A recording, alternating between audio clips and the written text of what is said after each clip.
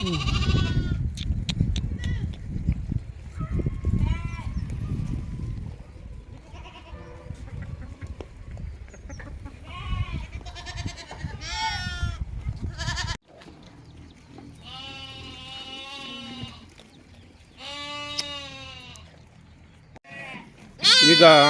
ಕಾಯಿಲೆಯಿಂದ ಸುಮಾರಾಗಿ ಸತ್ತು ಅಂದ್ರಲ್ಲ, ಏನು ಆ ಕಾಯಿಲೆ ಲಕ್ಷಣ ಏನು?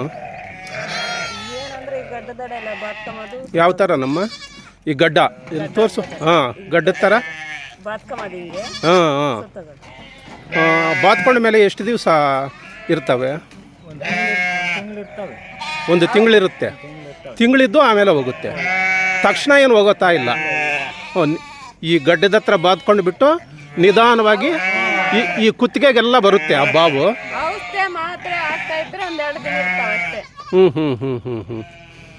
ಎಷ್ಟು ದಿನ ಅಕಸ್ಮಾತ್ ಈಗ ಒಂದು ಸತಿ ಬಾತ್ಕೊಳ್ಳೋದು ನೀವು ನೋಡ್ತೀರಾ, ಆಮೇಲೆ ಬಾತ್ಕೊಂಡಿದ್ದು ಎಷ್ಟು ದಿವಸಕ್ಕೆ ಅದು ಅದೇ ಥರ ಬಳಲಿ ಆಮೇಲೆ ಹೋಗುತ್ತೆ? ಎಷ್ಟು ದಿವಸ ಆಗುತ್ತೆ ಅಂದಾಜು? ಬೆಳಿಗ್ಗೆ ಇರಲ್ಲ, ಬೆಳಿಗ್ಗೆ ರಾತ್ರಿಗೆ ಇರಲ್ಲ, ಬೆಳಿಗ್ಗೆ ಮಾತ್ರ ಇರ್ತದೆ. ಡೈಲಿ ಹಂಗೆ ಇರೋದು.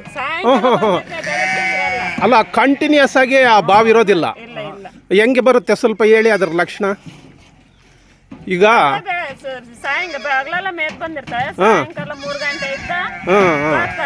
ಬಾತ್ಕೊಳ್ಳುತ್ತೆ. ಬೆಳಿಗ್ಗೆ ಆಗೋ ಹೊತ್ತಿಗೆ ಇರಲ್ಲ. ರಾತ್ರಿ ಎಲ್ಲ ದಪ್ಪ ಆಗಿಬಿಟ್ಟು ಬೆಳಿಗ್ಗೆ ಅಷ್ಟೊತ್ತಿಗೆ ಇರೋದಿಲ್ಲ. ಕುರಿ ಆವಾಗ ಯಾವ ಕಂಡೀಷನ್ ನಲ್ಲಿ ಇರುತ್ತೆ? ಆಕ್ಟಿವ್ ಆಗಿರುತ್ತಾ, ಇಲ್ತಿದ್ರೆ ಸಪ್ಪೆ ಬರುತ್ತಾ? ಸಪ್ಪೆಗೆ ಬಂದ್ಬಿಟ್ಟು ಉಚ್ಕೊಳ್ಳುತ್ತೆ. ಹಂಗಾಗ್ಬಿಟ್ಟು ಸತ್ತೋಗ್ಬಿಡುತ್ತೆ. ಈ ಥರ ಎಷ್ಟು ಸತ್ತೋಗಿದ್ದಾವೆ? ಒಂದು 50 ಸತ್ತೋಗಿರ್ತವೆ. 50? ಬರೇ 2 ತಿಂಗಳ ಅವಧಿಯಲ್ಲಿ ಸುಮಾರು 50 ಸತ್ತೋಗಿದ್ದಾವೆ. ಯಪ್ಪ, ಕೇಳ್ತಾ ಇದ್ರೆ ನನಗೆ ಆಶ್ಚರ್ಯ ಆಗುತ್ತೆ, ಅಯ್ಯೋ ಅನಿಸುತ್ತೆ. ನಿಮಗೆ ಬಾಧೆ ಆಗ್ತಾ ಇಲ್ವಾ? ಮತ್ತೆ ಬಾಧೆ ಆಗ್ತಾರೋ ಈಗೇನಾದರೂ ಟ್ರೀಟ್ಮೆಂಟ್ ಕೊಡಲಿಲ್ವಾ ನಿಮಗೆ? ಡಾಕ್ಟರ್ ಬರಲಿಲ್ವಾ? ಟ್ರೀಟ್ಮೆಂಟ್ ಕೊಡಲಿಲ್ವಾ?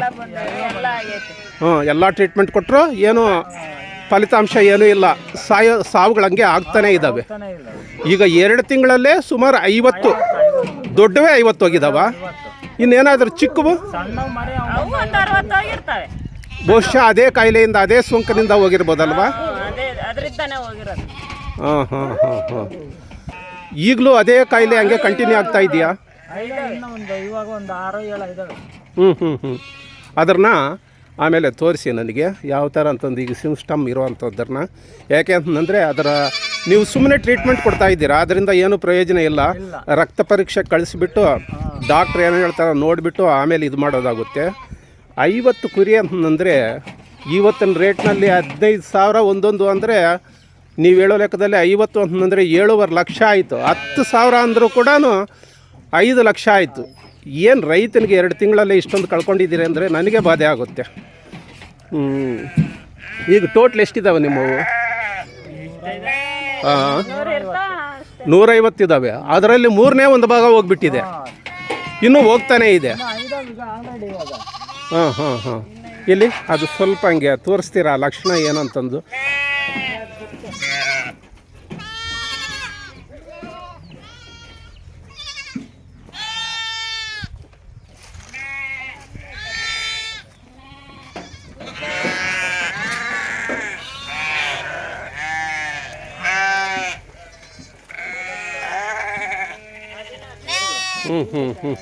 ಇದು ಚೆನ್ನಾಗಿ ಕಾಣಿಸ್ತಾ ಇದೆ.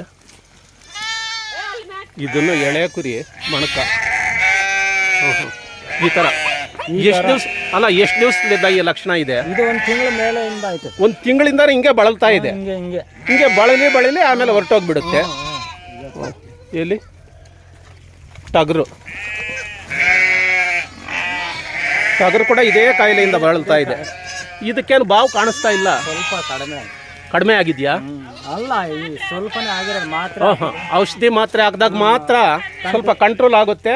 ಆಮೇಲೆ ಅದೇ ಥರ ಬಾವು ಬರ್ತಾ ಇರುತ್ತೆ, ಸಣ್ಣಗಾಗ್ಬಿಟ್ಟು ಸತ್ತೋಗುತ್ತೆ. ತಾಕತ್ತೇ ಇಲ್ಲ ನೋಡಿ ಕುರಿಗೆ ಪಾಪ. ಇದು ಅದೇ ಇದಕ್ಕೆ ಸ್ವಲ್ಪ ಗಡ್ಡದ ಹತ್ರ ಬಾವು ಬರೋದೊಂದೇನ, ಇನ್ನು ಬೇರೆ ಏನಾದರೂ ಲಕ್ಷಣ ಇದೆಯಾ ಈ ಕಾಯಿಲೆಗೆ? ಓಕೆ, ನಾನು ನನ್ನ ಪರಿಚಯದ ಒಬ್ಬರು ಡಾಕ್ಟ್ರನ್ನ ವಿಚಾರಿಸ್ಕೊಂಡಿದ್ದೀನಿ. ಲ್ಯಾಬ್ರೇಟ್ರಿ ಅಂತಂದರೆ ಶಿರಾದಲ್ಲಿದೆ ಅಂತಂದು ಹೇಳಿದ್ರು ನಮ್ಮ ಡಾಕ್ಟ್ರು.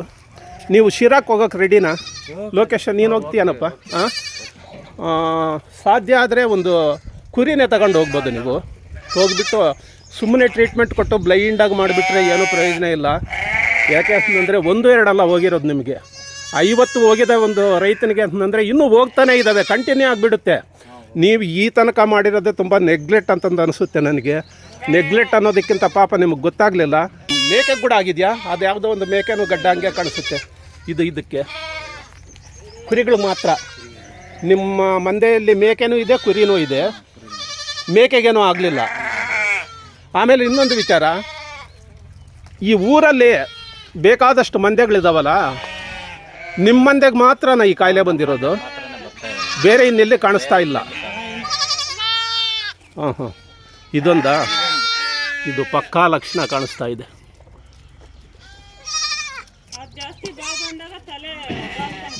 ಏನಮ್ಮ? ಜಾಸ್ತಿ ತಲೆ ಕೂಡ ಬಾತ್ಕೊಳ್ಳುತ್ತೆ. ಈ ಕುತ್ತಿಗೆ ಹತ್ರ ಅಲ್ಲ ಅಂದು ತಲೆನೂ ಬಾತ್ಕೊಳ್ಳುತ್ತೆ. ಗುಂಡಿಸ್ಕೊಂಡ್ಬಿಟ್ಟು ಒಂದು ದಿವಸ ಹೊರಟೋಗ್ಬಿಡುತ್ತೆ.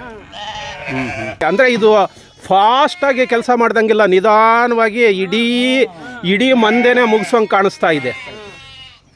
ಓಕೆ. ಹಾಂ, ಭಾಳ ವಿಚಿತ್ರ ಅನಿಸುತ್ತೆ ಈ ಸೋಂಕು. ನೀವೆಲ್ಲ ಕಡೆ ಅಡ್ಡಾಡೋವಂಥದ್ದೇ ಅಲ್ಲ, ಬಯಲು ಮೇವ್ನವರೇ ಅಲ್ಲ ನೀವು.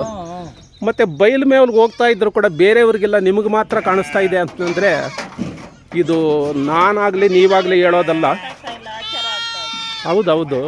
ಈ ಸೋಂಕು ಇಲ್ಲೇ ಇದೆಯಾ ಅಥವಾ ಏನು ಕಾಯಿಲೆ ನಿಮ್ಮ ಮೇವಿನಿಂದ ಬಂದಿದೆಯಾ, ವೈರಸ್ನಿಂದ ಬಂದಿದೆಯಾ, ಇದೆಲ್ಲ ಗೊತ್ತಾಗಬೇಕು ಅಂತಂದರೆ ಪ್ರಾಣಿನ ತಗೊಂಡೇ ಹೋಗಬೇಕಾಗುತ್ತೆ. ನೀವು ಪೂರ್ತಿ ನೆಗ್ಲೆಕ್ಟ್ ಮಾಡ್ದಂಗೆ ಇಷ್ಟರ ತನಕ ನೀವು ಹೋಗದೇ ಇರೋದೇ ದುಬಾರಿ ಆಗೋಗ್ಬಿಟ್ಟಿದೆ. ಮಂದೆನೆಲ್ಲ ಕಳ್ಕೊಳ್ತಾ ಇದ್ದೀರಾ. ನೀನು ನಾಳೆನೇ ಹೋಗಬೇಕಾಗುತ್ತೆ. ನಾನು ಆ ಫೋನ್ ನಂಬರ್ ಅವೆಲ್ಲ ಇಸ್ಕೊಂಡು ನಿಮಗೆ ವ್ಯವಸ್ಥೆ ಮಾಡ್ತೀನಿ. ನಾಳೆ ತಪ್ಪದೆ ಪ್ರಾಣಿನ ತಗೊಂಡೇ ಹೋಗ್ಬಿಡಿ. ಅಲ್ಲಿ ಶಿರಾದಲ್ಲಿ ಏನೋ ಇದೆಯಂತೆ, ಈ ಲ್ಯಾಬೊರೇಟ್ರಿ ಇದೆ, ಅದನ್ನು ಡಯಾಗ್ನೋಸ್ಟಿಕ್ ಮಾಡಿ ನಿಮಗೆ ಹೇಳ್ತಾರೆ. ನೀವು ಮೊದಲು ಪಕ್ಕಾ ಹುಷಾರಾಗಬೇಕು, ಅರ್ಜೆಂಟಾಗಿ ಈ ಕೆಲಸ ಮಾಡಬೇಕಾಗುತ್ತೆ. ಆಯ್ತೇನಪ್ಪ? ಓಕೆ. ಇರೋವಾದರೂ ಸುಮ್ಮನೆ ಬಿಸಾಕ್ಬಿಟ್ರಾ ಅಥವಾ ಹಾಸ್ಪಿಟ್ಲಿಗೆ ತಗೊಂಡೋಗಿ ಏನಾದರೂ ತೋರಿಸೋದು ಪರಿಹಾರ ಬರುತ್ತೆ? ಅದೇನಾದರೂ ಗೊತ್ತಾ ನಿಮಗೆ? ಹಾಂ, ಪೋಸ್ಟ್ಮಾರ್ಟಮ್ ಮಾಡಿದ್ದೀರಾ? ಎಷ್ಟು ಮಾಡಿಸಿದ್ದೀರಾ? ಒಂದು 30. ಓಹೋ, ನೀವು ಹಂಗಾದರೆ ಸುಮ್ಮನೆ 50 ಹೋಗಿದೆ ಅಂತಂದು ಹೇಳ್ತಾ ಇಲ್ಲ, ಪಕ್ಕ ಪೋಸ್ಟ್ಮಾರ್ಟಮ್ ಕೂಡ ಒಂದು 30 ಮಾಡಿದ್ದೀರಾ. ಇನ್ನೊಂದು 10 ಹಾಂ, ಸುಮ್ಮನೆ ಬಿಸಾಕ್ತಾ ಇದ್ದೀರಾ. ಓಹೋ, ನೀವು ಹೇಳೋ ಲೆಕ್ಕದಲ್ಲಿ 1-2 ದಿನಾಲೂ ಹೋಗ್ತಾ ಇದ್ದಾವ? ಒಂದೊಂದು ದಿವಸ 3-4 ಕೂಡ ಹೋಗಿದ್ದಾವೆ. ಆ ಪೋಸ್ಟ್ಮಾರ್ಟಮ್ ಕೂಡ ಬೇಜಾರು ಬಂದು ಬಿಸಾಕ್ತಾ ಇದ್ದೀರ ಹಂಗಾದರೆ. ಓಹೋ, ಆಯಿತು. ಫಸ್ಟ್ ಈ ಕೆಲಸ ಮಾಡಿ.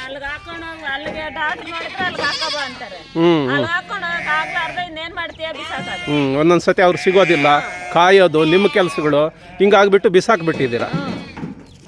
ಓಕೆ. ಕೇಳಿದ್ರೇ ತುಂಬ ದುರಂತ ಇದು. ಆಯಿತು, ಈ ಕೆಲಸವನ್ನು ಮಾಡಿ.